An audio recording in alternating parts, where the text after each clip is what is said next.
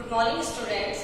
BSc second year में हम लोग पहले जो टॉपिक्स पढ़ चुके हैं वो हम लोग पढ़ चुके हैं वक्र रेखीय निर्देश तंत्र का इंट्रोडक्शन और रेखाल्पांश, आयतनल्पांश, वो की एज अ फॉर्मूला हम लोगों ने पढ़े थे। अब उनका हम लोगों को थोड़ा सा देखना पड़ेगा कि हम लोगों ने क्या रेखाल्पांश निकाला था, क्या आयतनल्पांश निकाला था, क्योंकि हम लोगों को आज क्षेत्रफलल्पांश निकालना है उससे। तो देखिए हम लोगों ने रेखाल्पांश निकाला था, तो वो निकाला था dn स्क्वायर बराबर h1 square du1 square plus h2 square du2 square plus h3 square du3 square. और आयतनल्पांश जो हम लोगों ने निकाला था वो निकाला था dv बराबर h1 h2 h3 du1 du2 du3। यहाँ पे h1 h2 h3 तो क्या है, स्केल गुणक थे, स्केल गुणक। और u1 u2 u3 क्या थे, लांबिक वक्र रेखी निर्देशांक, लांबिक वक्र रेखी निर्देशांक। यहां से हमने एक चीज और निकाली थी कि u1 वक्र जो है उसके लिए रेखाल्पांश का dl1 बराबर h1 du1, dl2 बराबर h2 du2, dl3 बराबर h3 du3। अब हम लोग निकालेंगे क्षेत्रफलल्पांश। ये तो हमारा फॉर्मूला जो हम लोगों ने पढ़ा था वो सब कुछ है। अब हम लोग देखते हैं रेखा अल्पांश के जरिए क्षेत्रफलल्पांश निकालना। देखिए पहले अपन लोग इसे काटे से पढ़कर देखेंगे। काटे में क्या होता है, जैसे ये x अक्ष था, ये y अक्ष था, ये z अक्ष था, हमें इस क्षेत्र का एरिया निकालना था। तो क्या होगा, इसकी मैंने मान ली लंबाई है dx, इसकी जो चौड़ाई है वो dy ले ली। तो अगर इसका एरिया निकालेंगे तो लंबाई गुणा चौड़ाई dx dy। पर इसकी जो दिशा होगी वो क्या होगी, तल के लंबवत यानी कि z दिशा में। तो इसकी जो दिशा होगी एक। तो ये वाला जो हमारा क्षेत्रफल कहलाएगा z दिशा के लिए, यहाँ पे z लगा देंगे क्योंकि इसकी जो दिशा है वो z दिशा में है। किससे बनेगा, x और y से। ऐसे ही अगर हम लोगों को y दिशा के लिए बनाना है तो dx और dz से बनाना पड़ेगा, जिसमें डायरेक्शन हो जाएगी j कैप। अब इसी चीज का यूज करते हुए हम लोग वक्र रेखी निर्देश तंत्र में क्षेत्रफल अल्पांश पढ़ेंगे। तो देखिए क्षेत्रफल अल्पांश,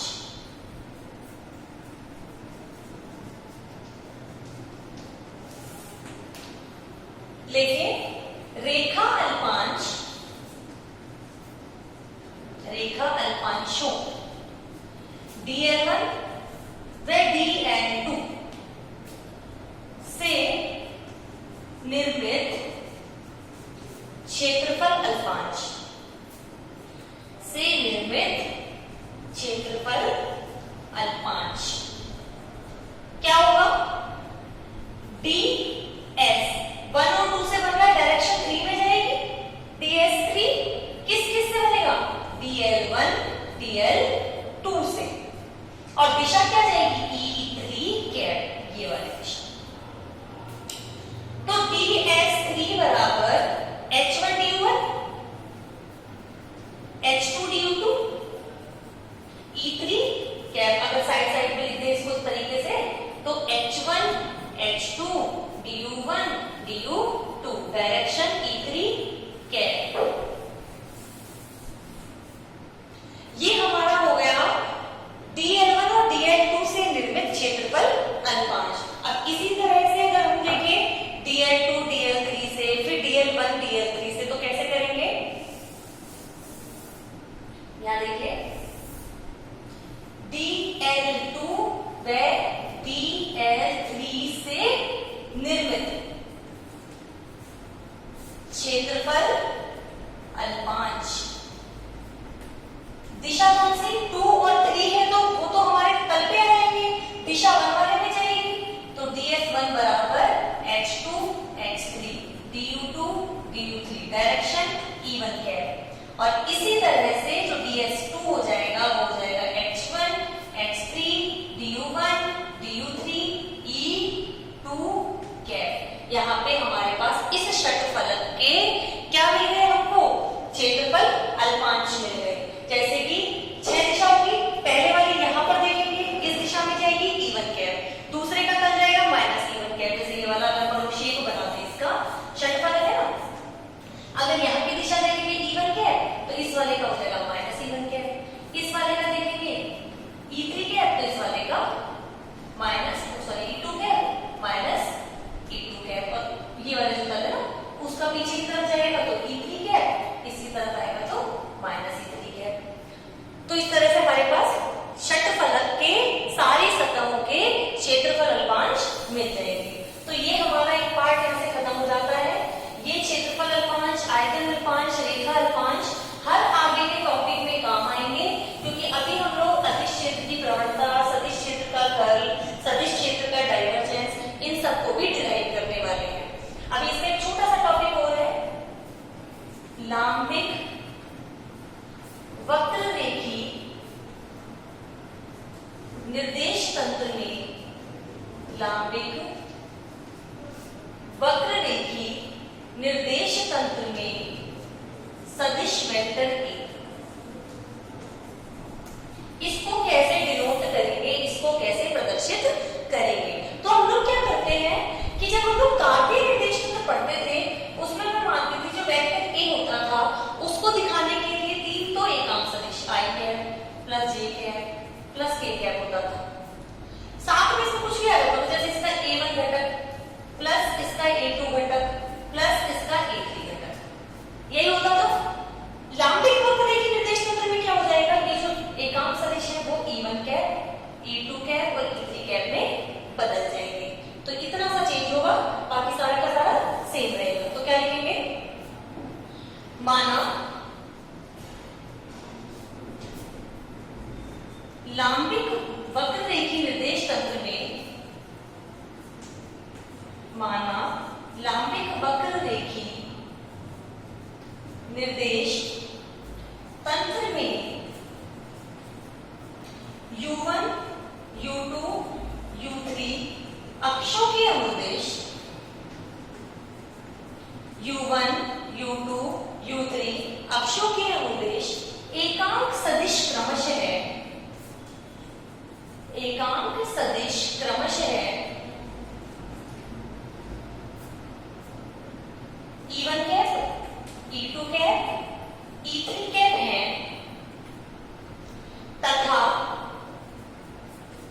किसी सदिश वेक्टर ए, तथा किसी सदिश वेक्टर ए के 3 घटक A1, A2, A3 हैं, तो वेक्टर ए बराबर तीनों एकांक सदिश E1 cap plus E2 cap plus E3 cap और इसके घटक A1, A2, A3। इस तरह से हम लांबिक वक्ररेखी निर्देश तंत्र में इस सदिश वेक्टर ए को क्या करेंगे, डिनोट करेंगे। अब हमारा जो मेन पार्ट यहाँ से शुरू हो जाता है वो होगा अदिश क्षेत्र की प्रवणता। प्रवणता क्या, ढाल होता है, किसी भी ग्राफ में हम लोग पढ़ते हैं तो उसे निकालते हैं, और इसको आप लोग 12th में थोड़ा बहुत मैथ्स में पढ़ के आए हो, अदिश क्षेत्र की प्रवणता। पर आपने जो 12th तक में पढ़ा है वो पढ़ा है कार्तीय निर्देश तंत्र में, कार्टेशियन कोऑर्डिनेट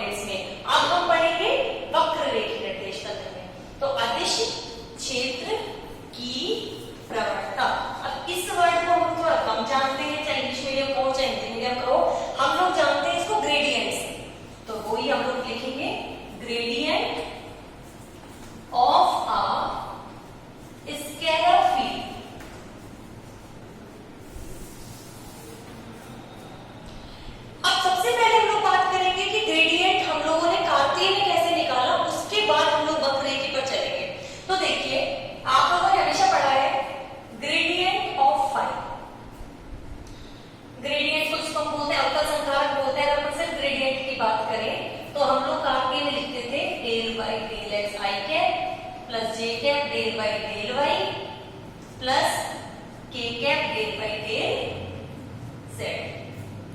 ये लिखते थे। ये कैसी राशि है? जब इसमें दिशाएं हैं तो ये एक क्या है? सदिश राशि। अगर मैं इसमें ग्रेडियंट ऑफ फाई कर दूं, यहां पे फाई क्या है? अदिश राशि। ग्रेडियंट ऑफ फाई कर दूं तो क्या हो जाएगा? I cap del phi by del X plus J cap del phi by del Y plus K cap del phi by del Z. अब इसमें देखो फाई अदिश राशि है, पर जब फाई का हम लोगों ने ग्रेडियंट कर दिया तो वो कैसी राशि बन गई? सदिश राशि। का मतलब ग्रेडियंट हमेशा अदिश राशि का निकलता है और जो उसका आंसर आता है ग्रेडियंट करने के बाद वो सदिश राशि होती है। का मतलब ग्रेडियंट किसका निकलता है? अदिश राशि। अदिश राशि का ग्रेडियंट निकलता है और जब इसको कंबाइन करके इसका जो आंसर आता है वो हमारी सदिश राशि होती है। यही है। जैसे अगर हम इसको एक एग्जांपल के थ्रू समझ लें कि फाई बराबर हम लोगों ने ले लिया 3xyz। इसमें कोई दिशा नहीं है, आई कैप जे कैप टी कैप नहीं है, इसका मतलब ये कैसी राशि है? अदिश राशि है। कोई हमसे कहे कि इसका ग्रेडियंट निकालो किसी बिंदु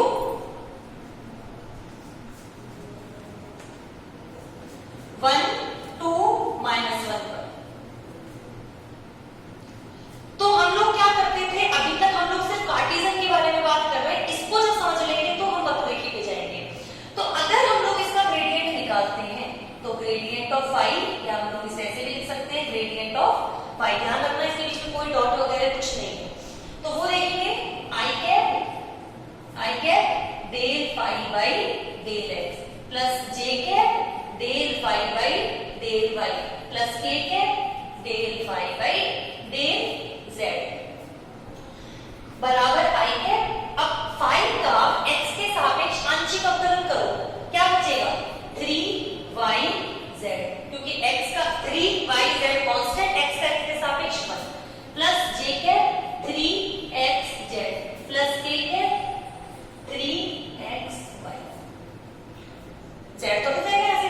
अब बिंदु कौन सा दे रखा है? 1, 2 और -1। तो देखिए इसमें रखो 3, 2 -1 -2 plus J cap 1 -1 1 -1 plus K cap 1 2 यानी कि 2।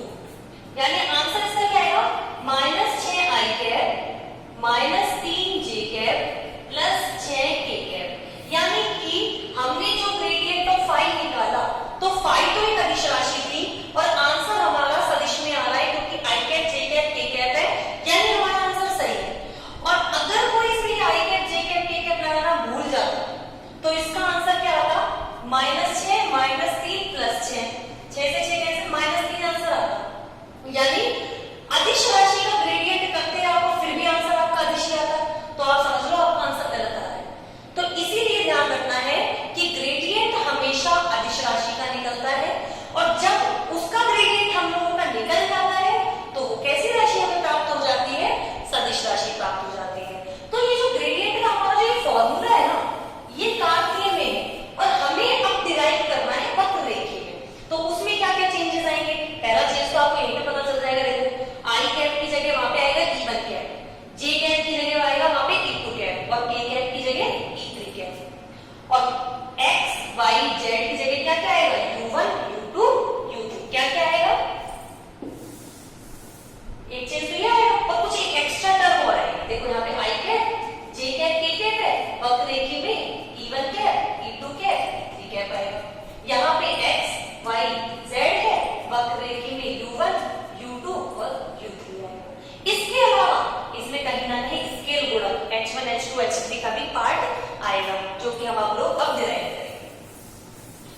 अभी देखिए, अब हम मेन टॉपिक पे चलते हैं। अदिश क्षेत्र की प्रवणता। देखिए, हम लोग क्या करेंगे, एक लांबिक वक्र रेखी निर्देश तंत्र लेंगे। अब देखिए, अदिश क्षेत्र की प्रवणता में हम लोग लांबिक वक्र रेखी निर्देश तंत्र लेके चलते हैं। डायग्राम अगर ढंग से समझ में आ गया तो आपको ये डेरिवेशन पूरा समझ में आ जाएगा। तीन हमारे पास ये अक्ष हो गए, u1 u2 u3 वक्र हो गए। अक्ष भी इन्हीं को मान लेंगे, अगर इन पर क्या होती है, टेंजेंट होती है, यानी स्पर्श रेखा होती है। ये इनका क्या हो गया, मूल बिंदु, जहां पे ये तीनों वक्र मिल रहे हैं। इसमें हम लोग क्या करेंगे, जैसे जैसे थ्योरी में लिखेंगे वही का वही डायग्राम से सीखेंगे हम लोग। डायग्राम समझ में आ गया तो थ्योरी समझ में आ जाएगी। तो देखिए कि हम लोग लांबिक वक्र रेखी निर्देश तंत्र में दो पृष्ठ लेंगे, S1 और S2। ये दोनों ही पृष्ठ जो हैं, कौन कौन सी, S1 S2, ये पृष्ठ है सम अदिश पृष्ठ। सम अदिश पृष्ठ का मतलब, सम मतलब समान, अदिश मतलब अदिश क्षेत्र। ये ऐसे पृष्ठ है जिन पर अदिश क्षेत्रों के मान किसी भी बिंदु पर चले जाओ एक समान होंगे। का मतलब मैंने माना S1 पृष्ठ पर अदिश क्षेत्र का मान फाई, पृष्ठ कैसी है, सम अदिश, तो फाई का मान आप कहीं भी चले जाओ ये फाई ही रहेगा। ऐसे ही phi plus del phi S2 के किसी भी बिंदु पर चले जाओ एक समान रहेगा। मूल बिंदु O से हम लोग S1 पर कोई P बिंदु है, ये उसे मिलाते हैं, तो O बिंदु को P बिंदु से मिलाने पर बिंदु P का O के सापेक्ष स्थिति सदिश हमने मान लिया वेक्टर R। ऐसे ही S2 जो पृष्ठ है उस पर कोई बिंदु है Q, उससे O को मिलाने वाली ये जो स्थिति सदिश है वो हमने ले लिया vector R plus del vector R। तो इन दोनों पृष्ठों के बीच की दूरी हम लोग देखें तो हम लोग इससे मेजर कर रहे हैं, P से Q पर, ये एरो देखा ये, तो ये क्या होगा, ये अभी अगर ड्राइव करूंगी तो पता चलेगा ये डेल वेक्टर R होता है। अभी बताएंगे कि कैसे होता है। इतना काम हमें समझ में आ गया डायग्राम में। तो इस डायग्राम को हम लोगों को सबसे पहले जो किया है वही का वही लिखेंगे पहले। तो देखिए क्या किया है, सबसे पहले माना किसी अदिश क्षेत्र में, माना किसी अदिश क्षेत्र में दो सम अदिश पृष्ठ, दो सम अदिश पृष्ठ, कौन कौन सी, S1 व S2 है, S1 व S2 है। इन पर अदिश क्षेत्रों के मान क्रमशः फाई तथा फाई प्लस डेल फाई है। इन पर अदिश क्षेत्रों के मान क्रमशः है फाई तथा फाई प्लस डेल फाई है। फाई का मान नियत होने के कारण S1 के प्रत्येक बिंदु पर एक समान होगा, ऐसे ही फाई प्लस डेल फाई का मान S2 के प्रत्येक बिंदु पर एक समान होगा, क्योंकि सम अदिश पृष्ठ है। तो क्या लिखेंगे, फाई का मान S1 के प्रत्येक बिंदु पर तथा फाई प्लस डेल फाई का मान S2 के प्रत्येक बिंदु पर कैसा होगा, एक समान होगा।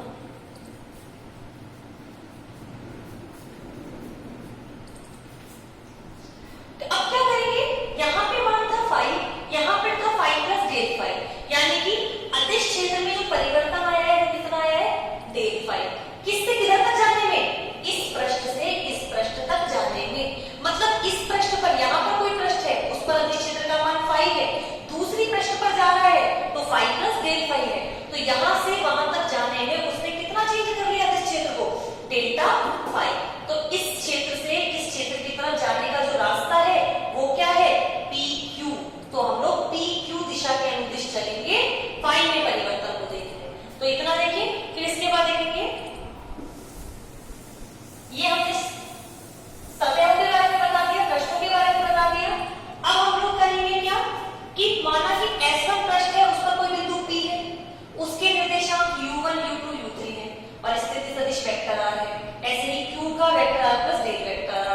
वही चीज हम यहां लिखेंगे। तो माना S1 पृष्ठ पर किसी बिंदु P के लांबिक वक्र रेखी निर्देशांक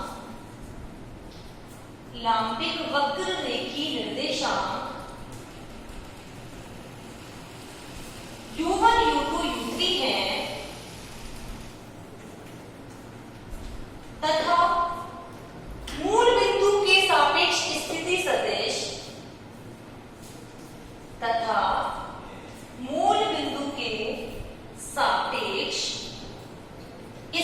सदिश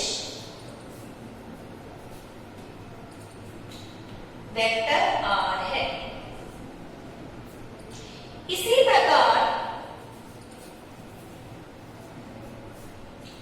S2 पृष्ठ पर बिंदु Q का मूल बिंदु के सापेक्ष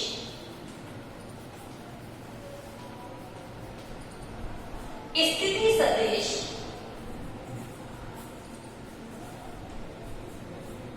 vector R plus del vector R है। यहां जो स्थिति सदिश वेक्टर R है किस किस का फलन होगा, ये तो हमने पहले भी पढ़ा था जब हम रेखा 5 निकाल रहे थे, U1 U2 U3 का इतना आया। अब इसमें एक चीज देखिए आप कि हम लोग क्या कह रहे थे कि P से Q तक जाने में, इस बिंदु तक जाने में P से Q तक, यानी कि हम लोग सतह S1 से S2 तक जा रहे हैं, तो हम लोग कितना चले, डेल्टा R चले। अब वो कैसे निकाला वो देख लो। वैसे तो 12th का ही है आपका, सदिश योग नियम लगाएंगे हम लोग इसमें। तो देखिए त्रिभुज लेंगे OPQ, त्रिभुज OPQ में सदिश योग नियम से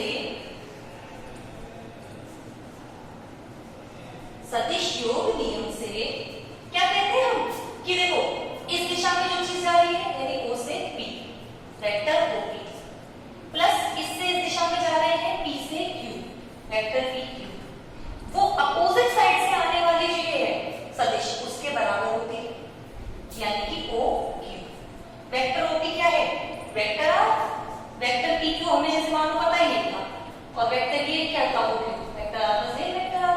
अगर इनकी मैंने तुलना कर दी तो तुलना से क्या आया, वेक्टर PQ बराबर डेल वेक्टर R। तो ये जो डेल वेक्टर R है ना ये यहां से लिखना है। तो हमें अब सारा काम यही से करना है कि अदिश क्षेत्र में परिवर्तन डेल्टा फाई, PQ दिशा में अदिश क्षेत्र में परिवर्तन की दर क्या होगी, delta phi by delta R। तो वही चीज हम लोग अब यहां से लिखेंगे। तो देखिए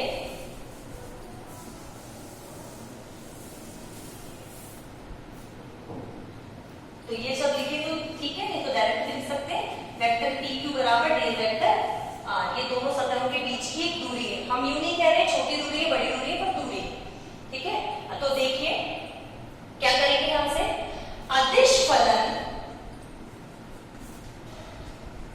फाई में PQ दिशा के अनुदिश, वेक्टर PQ दिशा के अनुदिश, अदिश फलन फाई में वेक्टर PQ दिशा के अनुदिश परिवर्तन की दर, बराबर फाई में कितना परिवर्तन, डेल्टा फाई, किस किस दिशा में, PQ दिशा में, PQ की दूरी डेल्टा R। समीकरण 2। ये अगर डेल वेक्टर R नहीं भी लिखोगे तो चलेगा, क्योंकि ये डेल्टा R जो छोटी दूरी को दिखा रहा है, तो अगर आप डेल वेक्टर R नहीं भी लिखोगे डेल्टा R भी लिखोगे तो भी कोई दिक्कत नहीं है, क्योंकि छोटी दूरी है, इसमें दिशा को हम लोग नेगलेक्ट भी कर सकते हैं। यहाँ पे जो PQ है इसको आप चाहे तो ये भी लिख सकते हैं बिंदु P के सापेक्ष Q का स्थिति सदिश, बिंदु P के सापेक्ष Q का स्थिति सदिश। वेक्टर PQ का मतलब है बिंदु Q का स्थिति सदिश बिंदु P के सापेक्ष, Q की तरफ आ रहा है, P से चल के आ रहा है। तो इतना हो गया। अब हम लोग क्या करेंगे, ये जो सतह है S1 और S2 इनके बीच की न्यूनतम दूरी क्या होगी वो देखेंगे। सतहों या पृष्ठों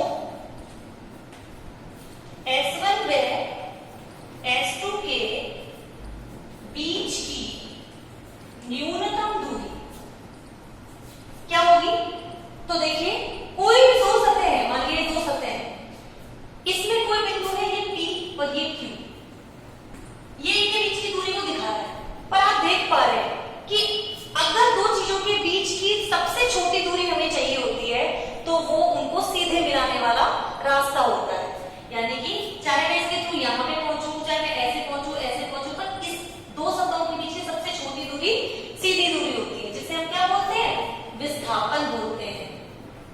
जैसे दो बिंदु है ये, इन पर ऐसे भी जा सकते हो, ऐसे भी जा सकते हो, पर सबसे छोटी दूरी ये होगी जो कि इनको सीधा मिला है, तो वो विस्थापन होगा। तो P इस S1 सतह से इस S2 सतह के बीच की सबसे छोटी दूरी होगी इनको सीधा मिलाना। यहाँ पे कोई बिंदु है R, उससे इसको सीधा मिला दिया, मान लिया ये दूरी है डेल्टा n, ये इनकी सबसे छोटी दूरी हो गई, और इसकी दिशा जो है ये n कैप बाहर की तरफ पृष्ठ से लंबवत, मतलब ये इस तरह से है, ये दोनों जो सतह है ये इस तरह से है, और इनके बाहर की तरफ ये इस तरह से खड़ी हुई सतह है, हम यहाँ पे बना नहीं सकते हैं, 3D में इमेजिन करना पड़ेगा। इस तरह से सतह है और जो दिशा है वो बाहर की तरफ है, यानी कि जो n कैप की तरफ है। और एक काम और करना है इसमें, इन दोनों के बीच में एक एंगल मान लेना थीटा, ये थीटा कहाँ काम आएगा वो आप आगे देखेंगे। तो क्या है, पृष्ठों S1 और S2 के बीच की न्यूनतम दूरी कितनी है, जो इनके बीच की सीधी है, क्या है ये, डेल्टा n, डेल्टा n। तो एक चीज देखिए यहाँ पे, फाई में जो परिवर्तन की दर है,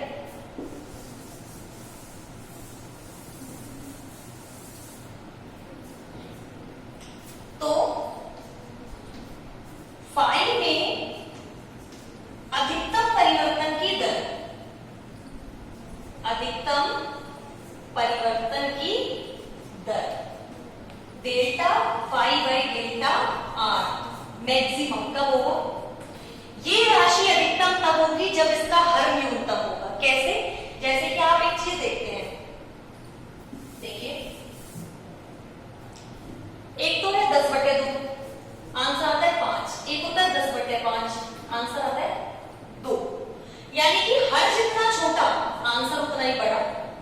यहाँ पे हर यानी कि इन दोनों सतहों के बीच की दूरी जितनी कम होगी ये राशि उतनी ही ज्यादा होगी, तो इसका मान delta phi by delta n होगा, क्योंकि चूंकि डेल्टा r का मान मिनिमम कहां पर है, डेल्टा n, यानी हर जितना छोटा ये राशि उतनी ही बड़ी। तो फाई में अधिकतम परिवर्तन की दर क्या होगी, हमारे पास delta phi by delta n। अब इसको हम लोग क्या करेंगे, अवकल रूप में, अवकल रूप में, तो अवकल रूप में क्या होगा, ये D phi by D R maximum बराबर D phi by D N, और इसे हम बोलते हैं अदिश क्षेत्र की प्रवणता, यानी अदिश क्षेत्र में अदिश फलन फाई में अधिकतम परिवर्तन की दर को ही अदिश क्षेत्र की प्रवणता कहते हैं। अब ये डेफिनेशन के बाद अभी कंप्लीट नहीं हुआ है, इसका डेरिवेशन निकलेगा, इसका फॉर्मूला निकलेगा, वो हम लोग नेक्स्ट क्लास में कर पाएंगे। तो पहले इसकी यहाँ पे डेफिनेशन तक हम लोग आज कंप्लीट करते हैं।